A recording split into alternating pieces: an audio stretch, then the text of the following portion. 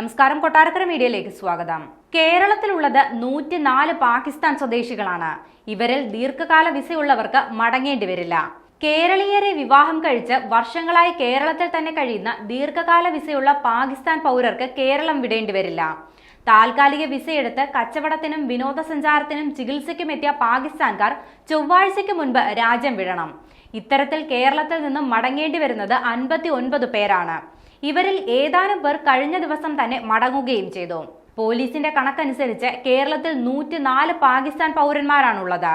45 പേർ ദീർഘകാല വിസയിലും 55 പേർ സന്ദർശക വിസയിലും 3 പേർ ചികിത്സയ്ക്കുമായും എത്തിയവരാണ്. ഒരാൾ അനധികൃതമായി രാജ്യത്ത് പ്രവേശിച്ചതിനാൽ ജയിലിലുമാണ്. ദീർഘകാല വിസയുള്ളവർ കണ്ണൂർ, മലപ്പുറം, കോഴിക്കോട് ജില്ലകളിലാണ് കൂടുതലായും ഉള്ളത്.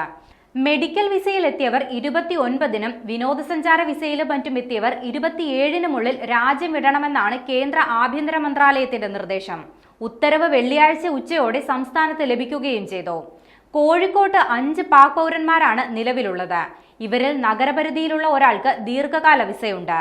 സന്ദർശക വിസയിൽ സൗദി അറേബ്യയിൽ നിന്ന് മലപ്പുറത്ത് വന്ന പാക് പൗരയായ യുവതി കേരളത്തിൽ നിന്നും തിരിച്ചു പോവുകയും ചെയ്തു. തിരൂർക്കാട് സ്വദേശിയെ വിവാഹം കഴിച്ച യുവതി ഏതാനും ദിവസം മുൻപാണ് ഇവിടെ എത്തിയത്.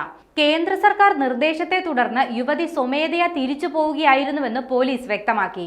ദമ്പതിമാർ സൗദിയിൽ സ്ഥിരതാമസക്കാരാണ്.